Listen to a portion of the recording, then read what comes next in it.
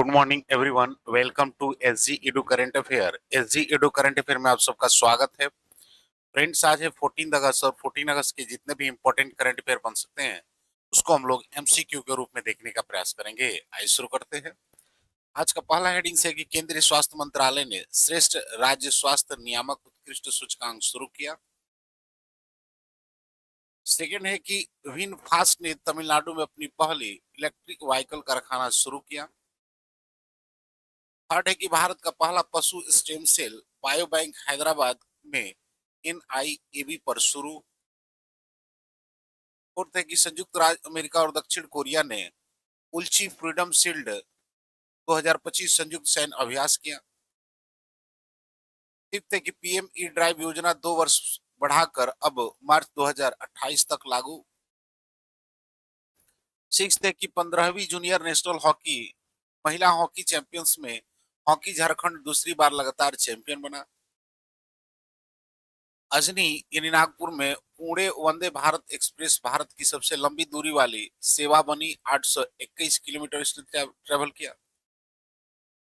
Eight है कि केंद्र सरकार ने अरुणाचल प्रदेश में 8,146 करोड़ की टाटो 2 जल विद्युत परियोजना को मंजूरी दी।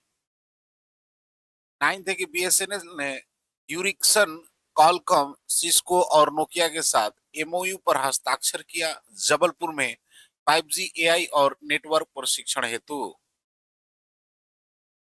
टेंथ है कि हाल ही में पारित आयकर विधेयक 2025 आयकर अधिनियम 1961 को करेगा प्रतिस्थापित। 11th है कि भारत के 79वें शतरंज ग्रैंड मास्टर बने रोहित कृष्णा। और 12th है कि सरकार ने मेरिट योजना के लिए यहाँ पर 4,200 करोड़ का बजट मंजूर किया। फ्रेंड्स, आज हम लोग देखेंगे डे ऑफ द डे में अंग दान दिवस को। आज का कोटेशन है कि आपकी वर्तमान परिस्थितियां यह तय नहीं करती कि आप कहां तक जा सकते हैं, वे केवल यह तय करते हैं कि आप कहां से शुरू कर सकते हैं। यानी your present circumstances does not determine where you can go, they merely determine where you start. Friends, हम लोग 13 अगस्त की जितने भी इंपॉर्टेंट करंट अफेयर देखे थे उसको शॉर्टली में रिवाइज कर लेते हैं कि हाल ही में किसने वर्क फॉर विकसित भारत पोर्टल को लॉन्च किया है। तो नीति आयोग ने। साइबर अपराध से निपटने के लिए महाराष्ट्र ने कौन सी प्रणाली अपनाई है? गरुड़ दृष्टि।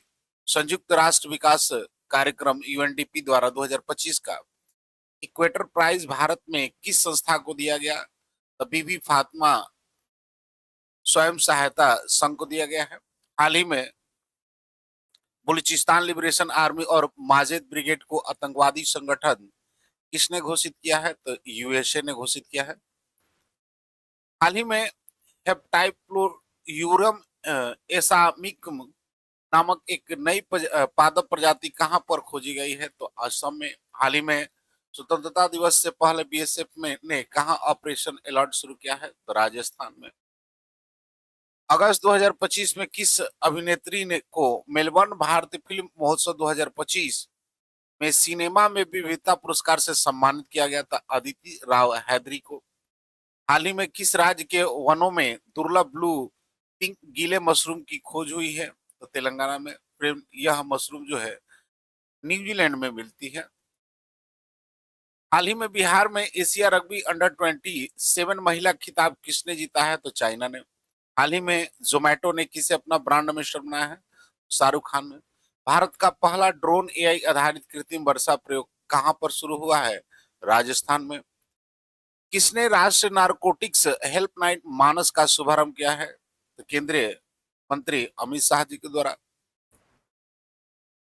फ्रेंड्स, आज का पहला क्वेश्चन है कि हाल ही में चर्चा में रहा श्रेष्ठ सूचकांक का संबंध किससे है? यानी recently in news the Shreshtha index is related to which of the following? Option A ministry of health and family welfare, option B ministry of education, option C ministry of home affair, option D ministry of corporation. तो इसका सही answer है friends कि ministry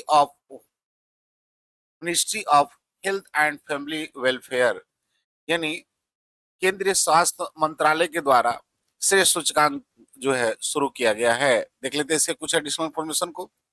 इस श्रेष्ठ का पूरा नाम है state health regulation excellence index. इसे केंद्रीय स्वास्थ्य मंत्रालय ने शुरू किया है। उद्देश्य है कि राज्य के स्वास्थ्य नियामकों के प्रदर्शन का आकलन करना। मापदंड नियामक ढांचा, पारदर्शिता, शिकायत निवारण और दक्षता इत्यादि के मापदंड रखे गए हैं। इससे राज्यों में स्वास्थ्य सेवाओं की गुणवत्ता और जवाबदेही बढ़ेगी। नेक्स्ट क्वेश्चन है कि हाल ही में वियतनाम की इलेक्ट्रिक व्हीकल निर्माता विनफास्ट भारत में अपना पहला संयंत्र कहां शुरू करेगी? यानी where will Vietnam electric vehicle maker VinFast start its first plant in India? Option A Maharashtra, option B Andhra Pradesh, option C Tamil Nadu और ऑप्शन डी कर्नाटका। तो इसका सही आंसर फ्रेंड्स की तमिलनाडु। यानी वियतनाम की इलेक्ट्रिक व्हीकल निर्माता कंपनी विनफास्ट जो भारत में अपना पहला संयंत्र जो है आपको तमिलनाडु में स्थापित करेगी। देख लेते हैं इसके कुछ एडिशनल इन्फॉर्मेशन को कि वियतनाम की इलेक्ट्रिक व्हीकल निर्माती कंपनी विनफास्ट ने तमिलनाडु के तुतीकोरिन में अपना पहला भारतीय प्लांट शुरू किया है। शुरुआत उत्पादन क्षमता जो है 50,000 वाहन प्रति वर्ष है, जो कि इसका लक्ष्य रखा है कि 1.5 लाख तक चला जाए। भारतीय बाजार के लिए मॉडल VF6 और VF7 उतारेगा।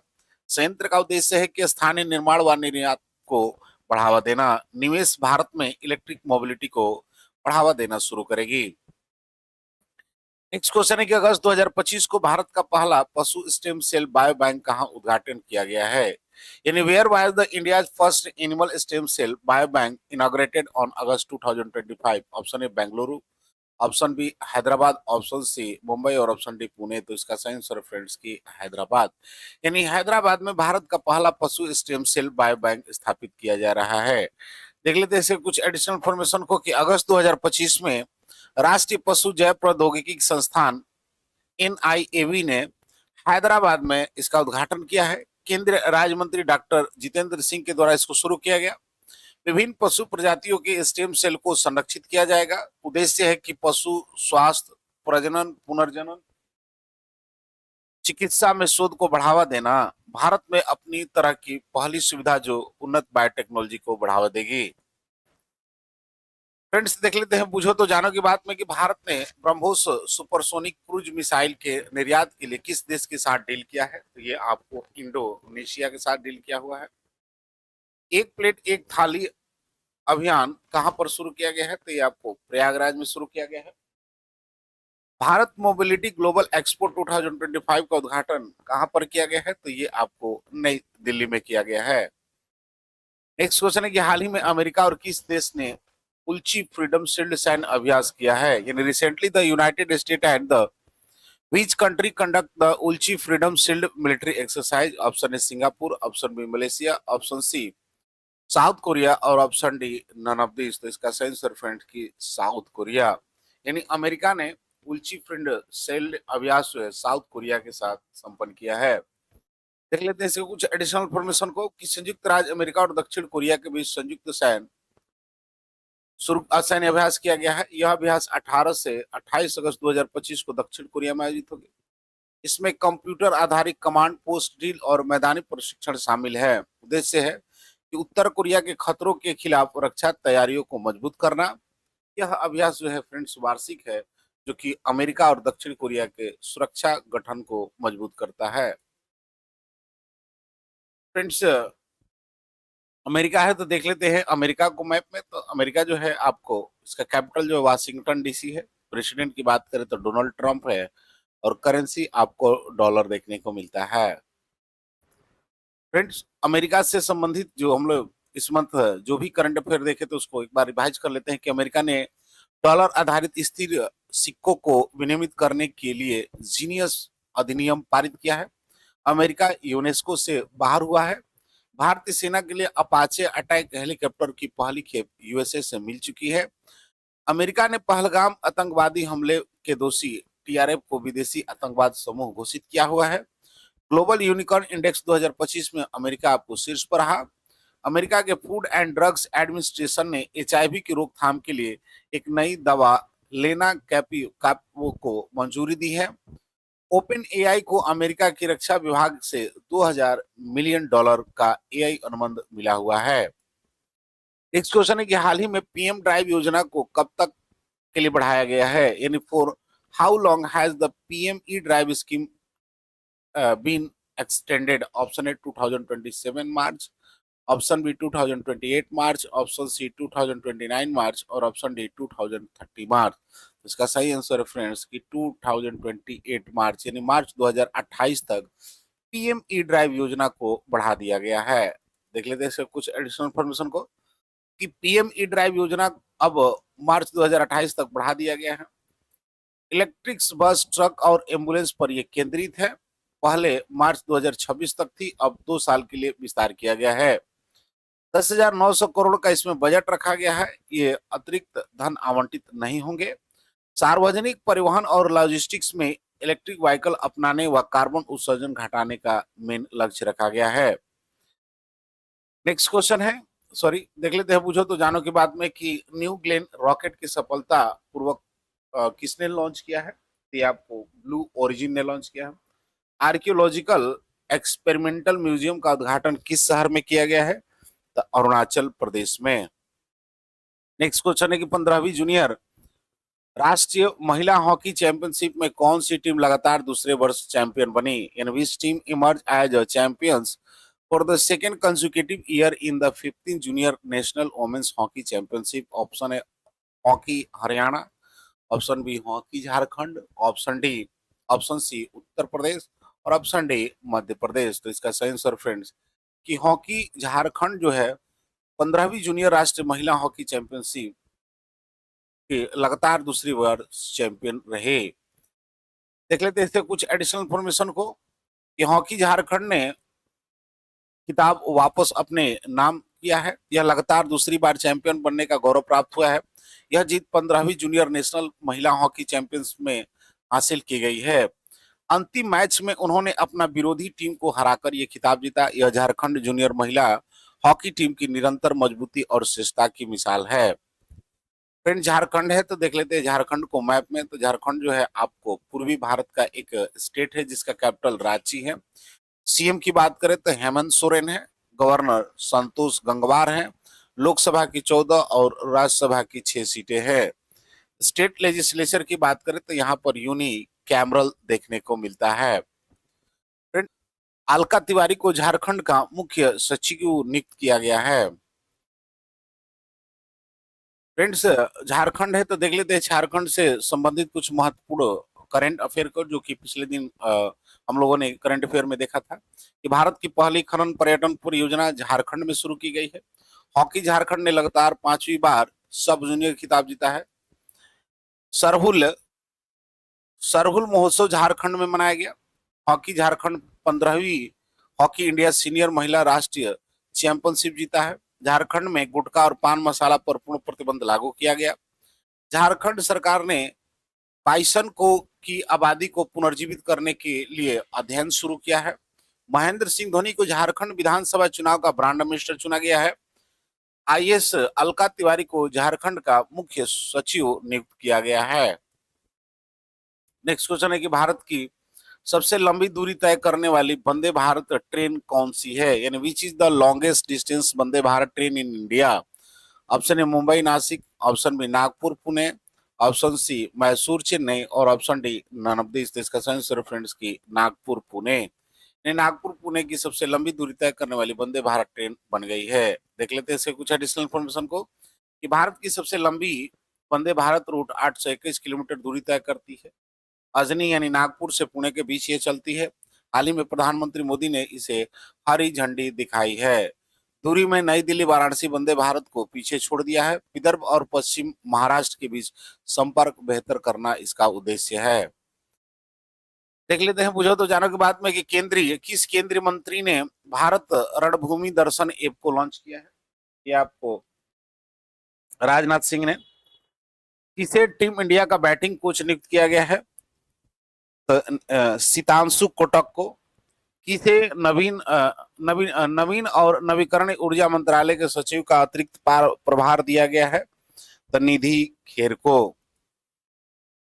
नेक्स्ट क्वेश्चन है कि हाल ही में केंद्र सरकार ने किस राज्य में 8,146 करोड़ रुपए की टाटो सेकंड जल विद्युत परियोजना को मंजूरी दी है? यानी recently the central government approved the 8,146 crore Tato second hydro electric project in which state? Option A Gujarat, option B Arunachal Pradesh, option C West Bengal, option D none of this. तो इसका सही आंसर है फ्रेंड्स कि अरुणाचल प्रदेश, यानी केंद्र सरकार ने अरुणाचल प्रदेश में 8,146 करोड़ रुपए की टाटो सेकेंड जल विद्युत परियोजना को मंजूरी दी है। देख लेते हैं इसके कुछ एडिशनल इन्फॉर्मेशन को कि केंद्र सरकार ने 8,146 करोड़ की जल विद्युत परियोजना को मंजूरी दी है। यह जो स्थान है वो आपका अरुणाचल प्रदेश में है। इसकी परियोजना की क्षमता की बात करें तो 700 मेगावाट है। राज्य की 12% मुफ्त बिजली मिलेगी। स्थानीय विकास, रोजगार और स्वच्छ ऊर्जा उत्सर्जन को बढ़ावा मिलेगा। नेक्स्ट क्वेश्चन है कि किस भारतीय दूरसंचार पीएसयू में 5G और एआई में उन्नत प्रशिक्षण के लिए वैश्विक तकनीकी दिग्गजों के साथ समझौता ज्ञापन पर हस्ताक्षर किए हैं? यानी which Indian telecom PSU signed MOU with the Global Tech Giant for the advanced training in 5G and AI? Option है MTNL, option B BSNL, option C Jio और ऑप्शन डी एयरटेल। तो इसका सही आंसर है कि BSNL। यानी BSNL ने BSNL PSU में 5G और AI उन्नत प्रशिक्षण के लिए तकनीकी दिग्गजों के साथ समझौता किया है। देख लेते हैं इसके कुछ एडिशनल इन्फॉर्मेशन को कि बीएसएनएल ने एरिक्सन, कॉलकॉम, सिस्को और नोकिया के साथ एमओयू पर हस्ताक्षर किया है। उद्देश्य है कि 5G, artificial intelligence, machine learning और नेटवर्किंग में उन्नत प्रशिक्षण बीएसएनएल के एडवांस ट्रेनिंग इंस्टीट्यूट जबलपुर में होगा। यह कौशल विकास पर फोकस ताकि अगली पीढ़ी के टेलीकॉम तकनीक में दक्षता मिलेगी। भारत में डिजिटल ट्रांसफॉर्मेशन और टेलीकॉम इनोवेशन को बढ़ावा देना इसका हिस्सा है। फ्रेंड्स देख लेते हैं पूछो तो जानो की बात में स्वदेशी 6G ऑप्टिकल चिपेस्ट के लिए सी डॉट ने किस आईआईटी के साथ समझौता किया है? तो आईआईटी मुंबई के साथ।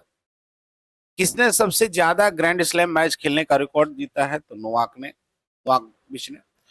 सूचना अनुसार किस देश की संविधान से धर्मनिरपेक्षता शब्द हटाया गया है? तो ये आपको बांग्लादेश से।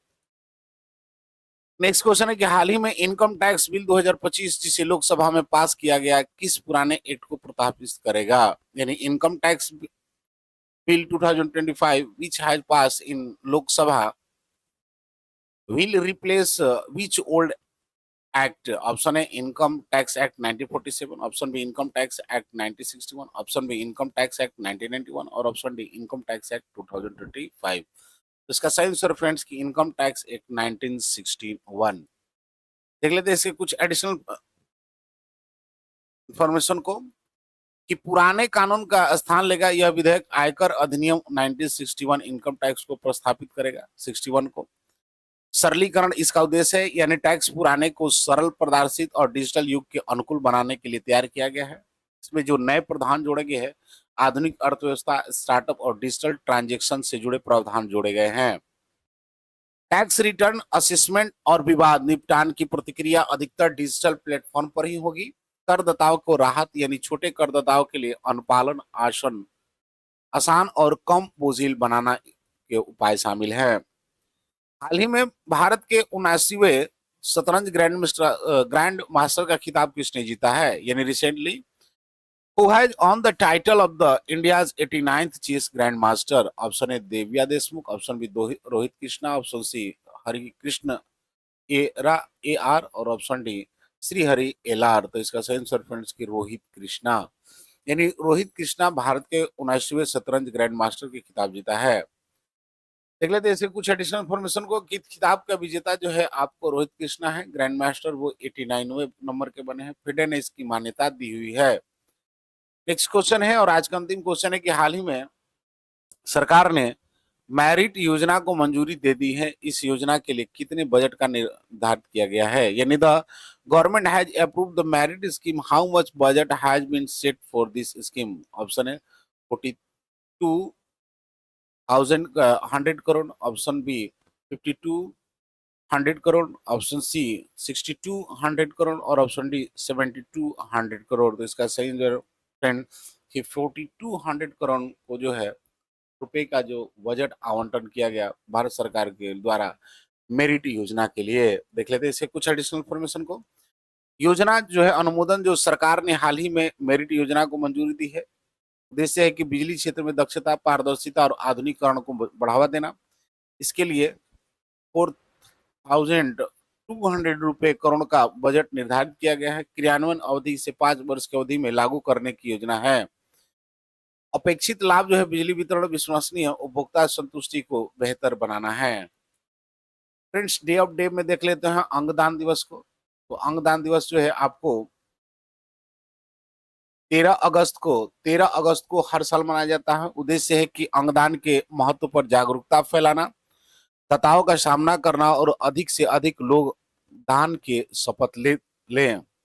फ्रेंड्स, इसका थीम है आंसरिंग द सेल। भारत में जो चुनौती है मांग और आपूर्ति के बीच भारी अंतर, जिसे केवल जागरूकता और भागीदारी से ही कम किया जा सकता है। भारत में 2025 की कुछ पहले की गई है, जैसे लखनऊ मेंटाड में लोगों को अंगदान की शपथ लेने के लिए प्रेरित किया गया। बताया गया कि एक दाता 8 की जीवन बचा सकता है।